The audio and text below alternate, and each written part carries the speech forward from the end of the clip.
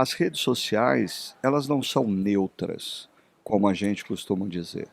As redes sociais, elas são uma entidade, tá? Uma entidade que promete para você visibilidade, promete poder, se você prostrado a adorar.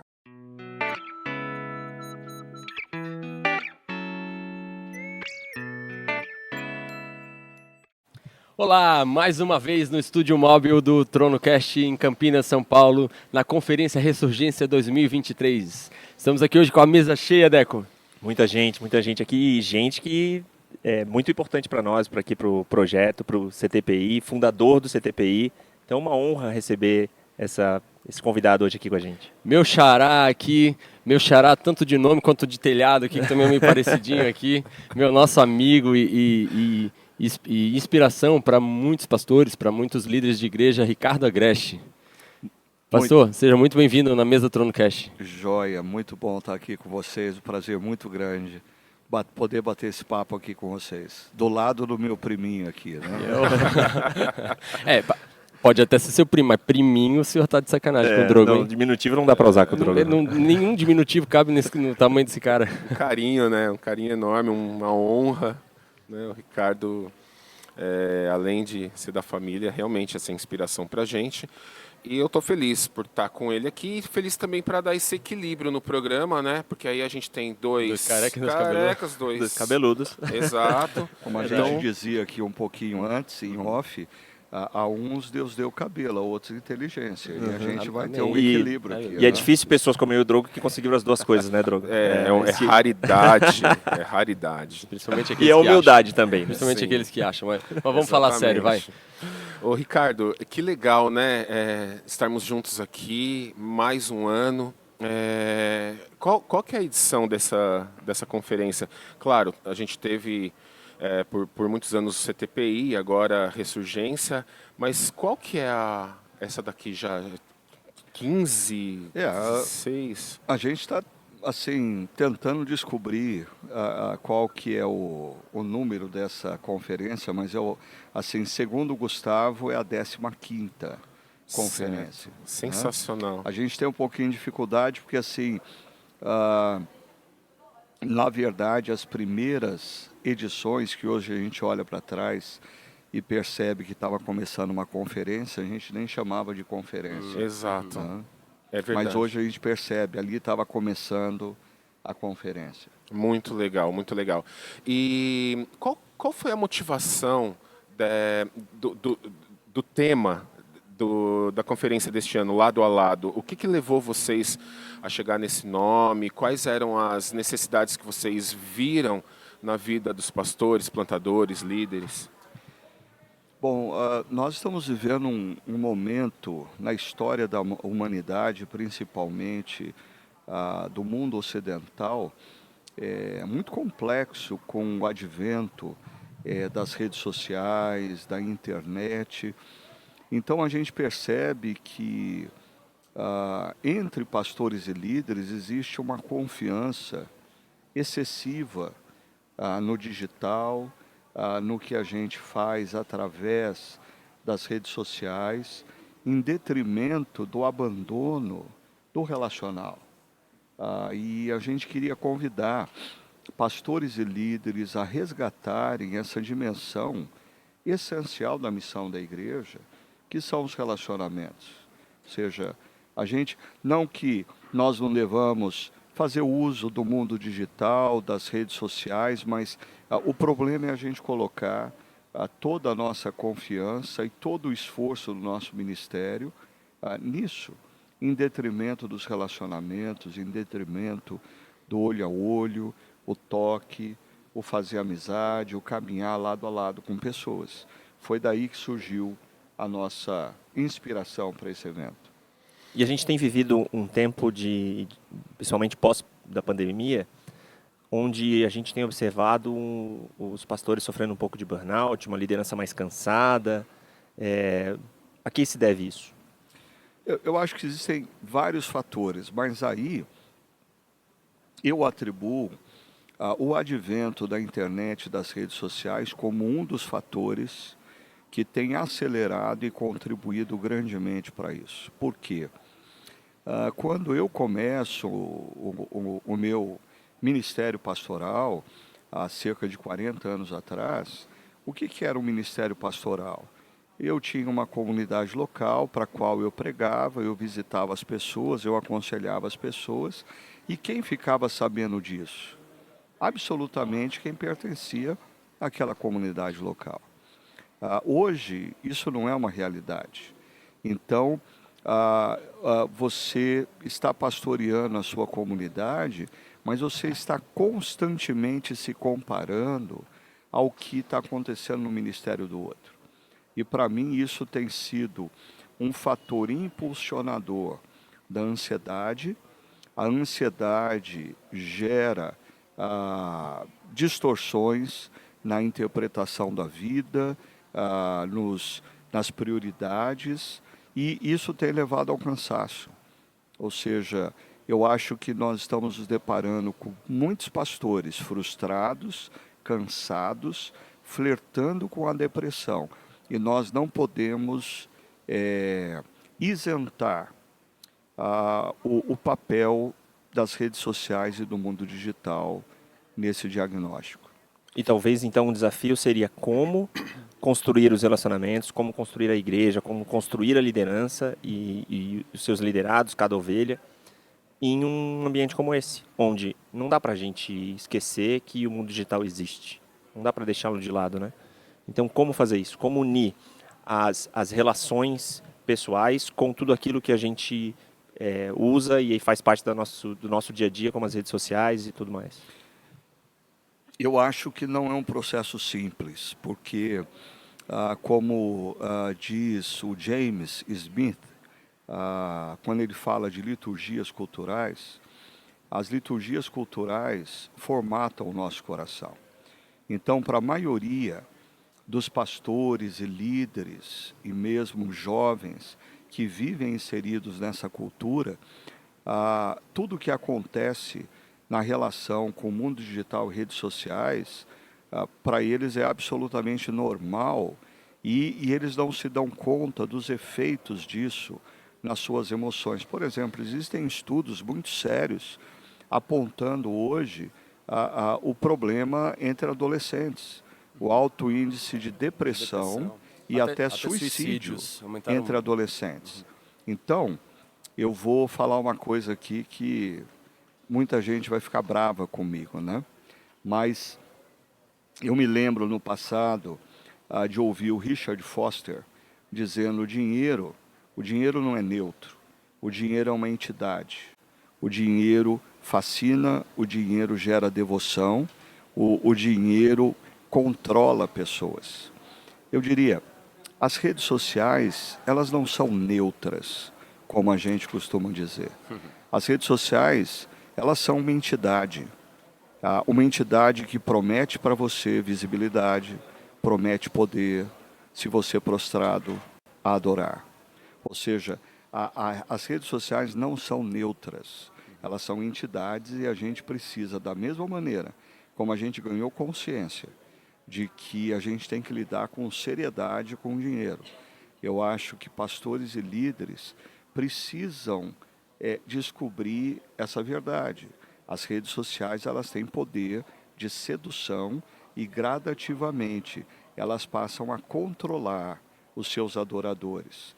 E aí eu gosto sempre de lembrar de uma frase do Richard Wallace, quando ele diz que os ídolos comem vivos os seus adoradores. Então, eu acho que a gente precisa, não estou dizendo que nós não devemos usar, mas eu acho que a gente precisa deixar de olhar com inocência. Até mesmo as empresas que estão por detrás, os algoritmos que estão por detrás, e todo o mecanismo que não é inocente, não é ingênuo. Essa é a tua linha, né, Ricardo? Pastor, eu sou analista de sistemas, né? Eu sou formado em ciência da computação, especializado em ciências de dados, eu sou CTO de um grupo. E eu formatei uma palestra que eu já dei algumas IPIs e IPBs lá em Florianópolis, justamente sobre o perigo das redes. Usei um pouco o tema do dilema das redes de um documentário que a Netflix lançou, mas me baseei em cima das algumas pesquisas que eu fiz ali. E o que o senhor falou extremamente propriedade científica, né? Nesse dilema das redes, os próprios criadores das redes sociais comentam que seus filhos eles não deixam vê-las, porque eles foram criados e programados para uma coisa e as diretorias enfim, a sociedade ali transformou isso em um mecanismo de escravidão e de venda. E o produto das redes sociais é você. Então, as pessoas entram na rede social, pegam o celular e saem usando Facebook, Instagram, enfim, todas elas, e vai achando, não, eu não pago nada por aquilo ali. Você está pagando, sim, com a sua vida. Você é o produto da rede social e a rede social quer te consumir. A questão ela é uma ferramenta. Qualquer ferramenta de tecnologia é uma ferramenta. Como que você usa? Né? O carro você pode usar para matar as pessoas ou te levar para casa. Né? A faca você passa manteiga no pão, fura o olho de alguém. A rede social é a mesma coisa. Você pode usar ela para o bem ou para o mal. Né? Mas ela está ali com um objetivo: lucro para seus proprietários. Esse é o objetivo dela. Ela não é boazinha, ela não está ali para te servir. Ela está ali para você servi-la. E o produto dela é você. Você tem muita propriedade. Assim, a distinção, Ricardo, que eu tenho feito é quando a gente pega esse copinho aqui, né? Esse copinho é um objeto. Ele é neutro. Eu posso colocar nele água ou posso colocar café. E, interessante, esse copinho sobre a mesa, ele não gera qualquer poder de atração, porque ele não me promete nada. Mas se eu colocar uma nota de $100 aqui sobre a mesa, alguns de vocês vão começar a perder a concentração. Vocês vão começar a pensar, o que ele vai fazer com essa nota? Ele vai dar para alguém? Ele vai oferecer para alguém? E isso vai gerar controle. Eu diria, a mesma coisa, as redes sociais, elas não são um copinho. Elas prometem algo. Elas prometem a você visibilidade, influência, poder. Então, aceitação, reconhecimento, sentimento de integração em uma comunidade, pertencimento em uma comunidade. Tudo isso ela te promete. Tudo fake, furada, porque tu não está se relacionando. É um relacionamento unilateral. É virtual. Né? E só retomando aqui o foco, né? Pastores e líderes. Eu lido e converso muito com jovens pastores e às vezes eu coloco para eles o fato de que eles estão pregando no domingo, mas pensando o que os seus amigos vão pensar da pregação que ele está fazendo, porque essa pregação está na rede. E isso gera um problema, porque a minha pregação deveria estar voltada para o povo que eu estou alimentando. Eu deveria estar pensando na comunidade local. Mas eu estou pensando, será que essa pregação vai bombar? Deixa eu usar uma frase de efeito, que daí meus amigos vão curtir e vão falar, uau, olha só o que fulano disse. E tudo isso é estresse. Tudo isso gera sentimentos que eu diria, o ministério pastoral por si só já é difícil. Mas nós estamos vivendo uma época que essa coisa da comparação e eu saber que o que eu estou falando aqui no podcast vai gerar ou likes ou cancelamentos. Se eu não estiver muito seguro no coração, eu mudo o meu discurso aqui. Se eu não estiver muito consciente da minha identidade em Cristo, aí eu vou dizer coisas que os nossos ouvintes vão gostar, mas não necessariamente são as que eu creio. Ou seja, existe esse fator fascinação, sedução e controle. E aí a gente precisa... eu acho que a gente precisa construir uma teologia do mundo digital. Uma teologia das redes sociais. Só exemplo, né? Por que a Bíblia diz que o servo de Deus, Paulo falou a Timóteo, o servo de Deus não deve viver a contender, não deve viver envolvido em discussões insensatas. E por que nas redes sociais a gente acha que Deus liberou? A ética de Paulo a Timóteo não vale nas redes sociais. A gente precisa construir uma teologia das redes sociais. Fantástico. Muito legal. Muito boa. E eu percebi... Teologia nas redes sociais. Se eu me empreste esse tema, eu posso usar ele? Adorei ele. Vamos fazer um... E muito legal essa sensibilidade da organização da conferência, porque a gente vê aqui, né, aqui no espaço comum, toda uma, não só decoração, mas uma estrutura voltada para relacionamentos. Sim. E isso não é só desse ano. A Ressurgência e o CTPI sempre tiveram essa preocupação de quebrar, né, esse sistema, de quebrar esse império de expectativas e desenvolver um ambiente de relacionamento, um ambiente de espiritualidade. Isso é uma marca do CTPI, da Ressurgência. Tanto que, para todo mundo que a gente pergunta, né, eu acho que o Ricardo também tem esse feedback positivo, a gente pergunta assim, cara, o que te traz para o CTPI? E a resposta são sempre duas, né? A qualidade das palestras e o network, o relacionamento. Eu ouvi muito isso aqui. E Ricardo, qual tem sido as suas percepções nessa conferência lado a lado? O que você tem visto nesses dias aqui? Fala um pouquinho de como tem sido a sua percepção da ideia que vocês pensaram por mais de um ano, agora está sendo colocada em prática. Olha, eu acho que o nosso objetivo inicial era convidar pastores a repensarem a maneira como eles estão fazendo ministérios e a redescobrir a importância da pessoalidade, dos relacionamentos na construção do ministério pastoral. Mas eu acho que quem tem participado das reflexões das palestras aqui está sendo desafiado a repensar o seu jeito de ser, o seu jeito de viver, ou seja, resgatando, antes de resgatar o jeito de ser pastor, nós estamos sendo desafiados a resgatar o jeito da gente viver, sendo mais humano, percebendo que não existe missão sem parcerias. A própria Trindade é um exemplo disso. O Deus em missão é um Deus trino, o Pai, o Filho e o Espírito Santo. E quem disse que a gente pode fazer missão sozinho, né? Então, nós estamos descobrindo aqui que não existe sanidade sem relacionamento, sem amizade. Então, se o objetivo inicial era convidar pastores a repensarem o jeito de fazer ministério, eu acho que nós estamos sendo convidados a repensar o jeito que a gente vive. Uau, muito legal, muito interessante. E, Ricardo,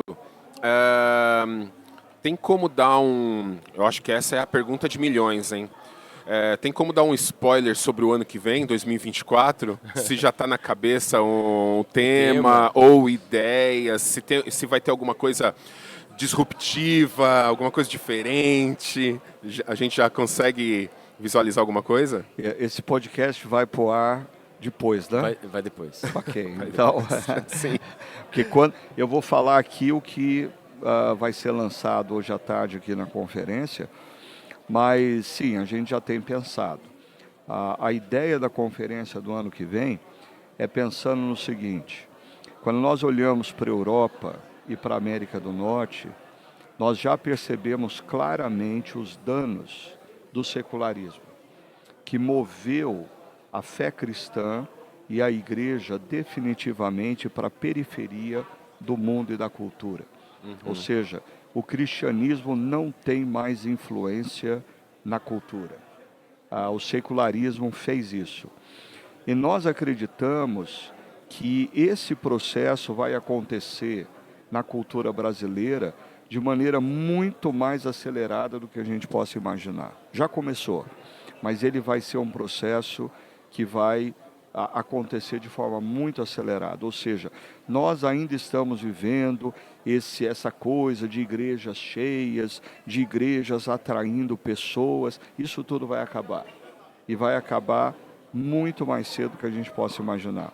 Nós precisamos começar a pensar o que significa ser igreja numa cultura do exílio. Nós vamos ter que fazer missão na Babilônia. O tempo de missão em Judá acabou. Nós vamos ter que fazer missão na Babilônia. E então a grande pergunta da conferência de 2024 é o que significa ser igreja em missão numa cultura de exílio. E nós vamos propor a importância de duas palavras: profundidade e influência. E essas duas palavras vêm, talvez, de uma conversa que eu tive há 25 anos atrás ou mais, com o reverendo Antônio Elias, já falecido, quando ele disse para mim assim: meu filho, você deve se preocupar e se dedicar à profundidade do seu ministério. E deixe a influência e a abrangência nas mãos de Deus.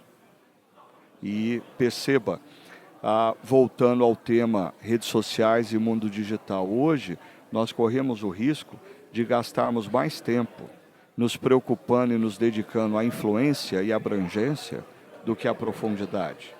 E ser igreja no exílio vai demandar profundidade, sem excluir a influência, mas uma influência derivada da profundidade. Daniel, Daniel, né? era um cara aí. de oração. Ou os amigos dele, Sadraque e Mesaque. E ele influenciou. Mas porque ele era de oração, né? E porque ele firmou valores. Ele disse: eu não vou transigir aqui com algumas coisas. Desde do primeiro capítulo, ele estabelece uma fronteira. Mas então a gente vai estar conversando sobre profundidade e influência. Muito a legal. missão da igreja na cultura do exílio. Muito legal. Até porque as redes sociais hoje pregam exatamente o contrário, né? A gente tem uma avalanche de informações, mas ela nos mantém na superficialidade, né? Eu me lembro aqui do José Prado, né? Quando ele diz que a nossa sociedade é obesa de informação e vazia de significado, né? É bem interessante isso, Ricardo. Nossa, que baita spoiler aí, hein? Muito legal. Muito, muito bom. Show de bola, pastor. A Conferência Ressurgência, eu acredito que é um sucesso, porque traz esses temas muito atuais, né? E falam o coração dos pastores. E assim, esses pastores estão sendo líderes, né? Não só pastores, líderes, estão recebendo tudo isso aqui e vão voltar para casa, né? E no mínimo isso vão pensar em tudo que está feito aqui. A nossa oração é para que isso se transforme, né? Isso gere prática, né? Saber, e se você não executar, não mudar de atitude, não mudar seu paradigma, não adianta de nada, né? Nossa oração é para que isso aconteça de verdade, né? E show! Para 2024 temos boas expectativas aí.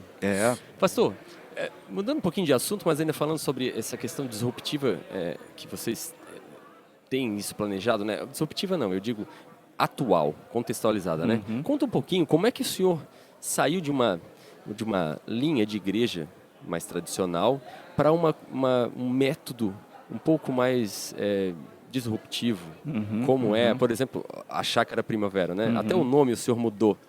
Por que mudou para Chácara Primavera, por exemplo? Ok. Bom, eu começo o meu ministério na cidade de São Paulo. Eu passo 8 anos numa igreja ali num bairro da periferia de São Paulo. E aí eu vou para os Estados Unidos para estudar, fazer um mestrado. Mas antes do mestrado, dentro de uma faculdade de teologia, eu vou para uma universidade secular e os meus melhores amigos em sala de aula se tornam um japonês, Hire, um executivo de uma indústria de papel budista, e o Razif, um filho de sheik malasiano, muçulmano. Eles se tornam os meus melhores amigos. Final de tarde a gente joga tênis juntos. Eu estava com a minha esposa e filhos, eles estavam sozinhos, então muitas vezes eu os convidava para vir para casa. E eu me deparei com uma realidade que eu passava desapercebido para mim, porque às vezes a gente, como cristão, a gente passa a viver entre cristãos. E aí a gente perde a noção de qual é o mundo real. E aquela experiência fez eu voltar para o Brasil decidido a uma coisa: eu jamais deixaria de ter amigos não cristãos. Eu preciso dos amigos não cristãos. E isso começou a ajudar a eu entender um pouquinho melhor a cultura do lado de fora da igreja.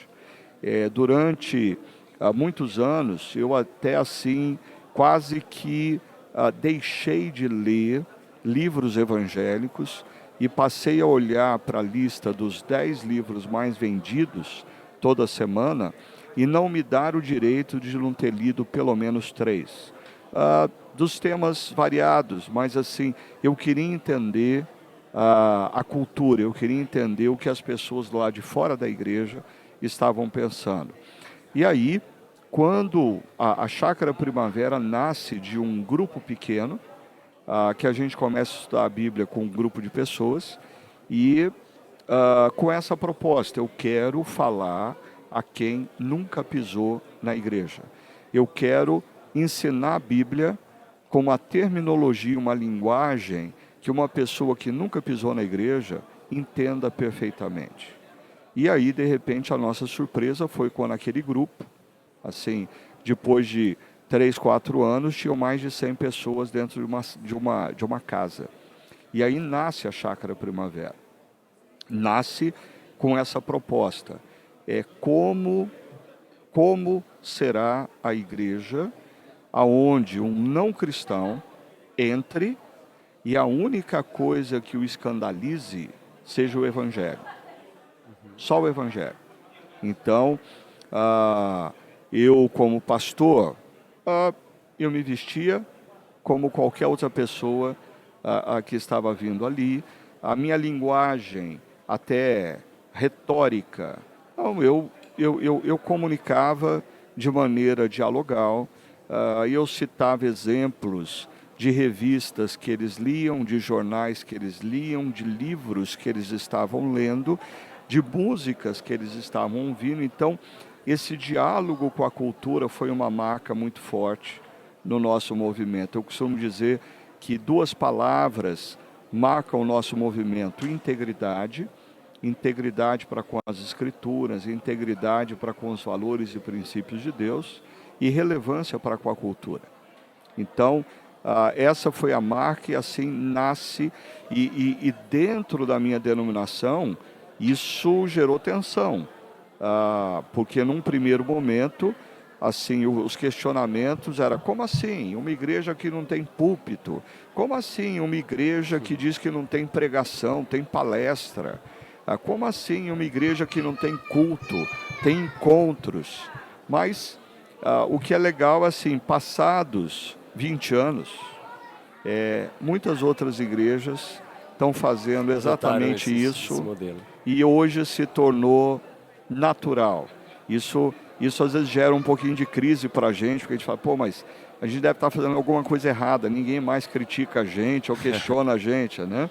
Mas eu acho que foi a geração mais jovem, muitos outros pastores começaram a perceber que nós não estávamos negociando a essência, nós estávamos repensando a forma. Mas esse é um ponto. Como que a gente pode dialogar? Como que a gente pode, de alguma maneira, estar inserido na cultura, né? Acompanhar os livros, acompanhar tudo o que está acontecendo, sem ser influenciado? Eu acho que mantendo as disciplinas espirituais. Ou seja, uma coisa é eu não estar lendo livros evangélicos, nem só assistindo programas evangélicos, só ouvindo músicas evangélicas. Outra coisa é eu não abrir mão da minha prática devocional diante de Deus, a oração, a leitura da palavra, a reflexão acerca da palavra. Eu tenho uma foto que para mim assim ela é muito forte. É uma foto que foi tirada do Billy Graham. Ele estava num quarto de hotel antes de uma conferência evangelística dele, né? E ele está assim, sentado numa cadeira, voltado para a cama, e na cama tem um jornal aberto e algumas revistas abertas e a Bíblia. Ou seja, isso nos remonta na memória aquela célebre frase que a gente tem que ter a Bíblia numa mão e o jornal do dia na outra. O jornal do dia não nos dá as respostas, ele nos dá as perguntas. A Bíblia nos dá as respostas. Não pode inverter. Não pode inverter. E a influência tem que ser sempre maior, né? Eu acho que é essa percepção que me dá com a palavra do Ricardo. Nós precisamos dialogar com a cultura, mas a nossa influência maior, né? O que desenha isso, né? É a nossa vida com Deus. Precisa influenciar a cultura. Isso. O tema do próximo ano a gente já falou aqui, né? Já deu spoiler. Né? O secularismo está influenciando a igreja. Nós é que precisamos influenciar. Porém, fantástico isso, Drogo. Para tu que é um plantador de igreja, a gente estava falando antes sobre a mudança do tema implantação de igreja e plantação de igreja, né? Antes era implantação, era uma coisa que enfiava fora do contexto, né? Implantei uma prótese. Agora, a plantação de igreja não, eu planto ela cresce naturalmente naquele semente, solo. A partir da semente, né? A partir da cultura do lugar. E aí a cultura é uma palavra que vem da realidade agropecuária, né? A cultura. Fantástico a sua sacada, pastor. Eu conheço a Chácara Primavera, de ouvir falar e o resultado do trabalho de vocês, mas o modelo pelo qual o senhor concebeu isso, fantástico. Isso deveria ser realmente um exemplo, quer dizer, é um exemplo, né? Mas deveria ser um exemplo adotado por todas as nossas instituições, porque para que serve a igreja? Jesus fazia isso, né? Ele pegava o contexto da época, usava parábola, pegava o contexto agropecuário ali da Judéia e usava os temas atuais e das pessoas para falar com as pessoas na linguagem que as pessoas entendiam. O que o pastor Ricardo Agreste fez fantástico, muito legal a ideia. Eu acho que é importante a gente distinguir quando a gente fala da linguagem, do estilo. Como Jesus, ele era altamente subversivo na maneira como ele comunicava. Ele começava a responder uma pergunta e os ouvintes dele acreditavam piamente que ele estava indo na direção do que eles queriam ouvir. Mas daí Jesus terminava contando uma parábola e sabotando a maneira como eles pensavam. Então, uma preocupação que eu tenho é que a gente também está vivendo hoje pastores de renome, jovens pastores que seguem esses pastores de renome, que eles estão tão seduzidos pela ideia deles serem tidos como intelectuais para a sociedade brasileira e para a cultura, que eles têm aberto mão de princípios e valores. Porque a gente nunca vai poder, a gente não tem o direito de excluir o fato de que o evangelho sempre vai ser loucura para os gregos. Então, uma coisa é fazer o que Jesus fazia, estabelecer o relacionamento e a pessoa baixar a guarda, dizendo, não, esse cara é inofensivo, ele está falando exatamente o que a gente acha que tem que ser. Mas daí Jesus inseria a verdade do Evangelho. E quando o cara percebia, já era tarde demais. Jesus tinha inserido uma bomba dentro dele e agora ele ia ter que resolver isso. Eu acho que a gente tem pessoas que estão dialogando muito bem com a cultura, mas chega um determinado momento não fazem diferença nenhuma porque não querem perder a popularidade diante da cultura do lado de fora da igreja. Perfeito. Existem aqueles que querem preservar a essência do evangelho e falam o que ninguém do lado de fora da igreja consegue entender o que eles estão falando. O grande desafio é a gente falar de um jeito que eles entendam, sem negociar a nossa mensagem. Perfeito. Sensacional. Gente, maravilhoso esse homem. Por mim, ficava mais umas 2 horas aqui, mas o nosso tempo está chegando e a gente tem que liberar ele porque o cara coordena uma conferência inteira. Só tem uma última pergunta muito relacionada à cultura. Então manda. Palmeiras ou Boca? Eu acho que isso é tranquilo demais, né? Essa pergunta é simples. Assim, eu vivo um momento assim na área do futebol tão tranquilo que o São Paulo pode até ganhar a Copa do Brasil. Eu fico feliz pelos São Paulinos. Alfinetadinha de primo aqui, ó. Nós estamos num momento na história assim que a gente não disputa mais campeonatos regionais, por exemplo, brasileiros. Certo. O nosso negócio agora são só internacionais. Tipo o Mundial. Isso, desde que nós ganhamos o primeiro em 1951, essa é a nossa praia. Tá bom. Ricardo, deixa eu fazer um ponto aqui. Eu quero agradecer né, a você e toda a diretoria do CTPI, da própria conferência, que permitiu que nós estivéssemos aqui, né? Tem sido uma oportunidade, um desafio também, né, de fazer isso aqui no meio da feira, de tudo que acontece, mas uma grande oportunidade. Mas é um privilégio para a gente. É um privilégio, porque a gente veio aqui para quê? A gente veio aqui para colher depoimentos, testemunhos e a história das pessoas, assim como tu acabou de compartilhar. É isso que a gente quer, é isso que a gente quer, que as pessoas ouçam, compreendam, escutem e a palavra de Deus seja disseminada nas visões de quem está aqui. De uma forma compreensível, né? Para que as pessoas que estão assistindo, que às vezes não são cristãs, tal, compreendam. Compreendam, isso é lindo, né? Eu que agradeço vocês estarem aqui, porque assim, tudo que a gente tem construído nos últimos anos nessa conferência é grandemente baseado em parcerias. Ou seja, ao invés de nós como Ressurgência queremos fazer tudo, não, a nossa missão não é publicar livro, então nós queremos parceiros que publiquem os livros. A nossa missão não é a comunicação na mídia digital, então nós queremos parceiros que façam isso, né? E eu acho que é uma expressão do que nós temos falado nessa conferência, que a missão se dá lado a lado. E a gente tem que resgatar as parcerias como parte essencial na missão que Deus nos deu. Obrigado por vocês estarem aqui com a gente também. Muito obrigado, Ricardo. Valeu. E é isso, se você gostou desse conteúdo, achou ele relevante, isso falou ao seu coração, não esqueça de compartilhar com seus amigos aí que você acredita que isso vai falar também, ok? Muito obrigado pela atenção, Deus te abençoe.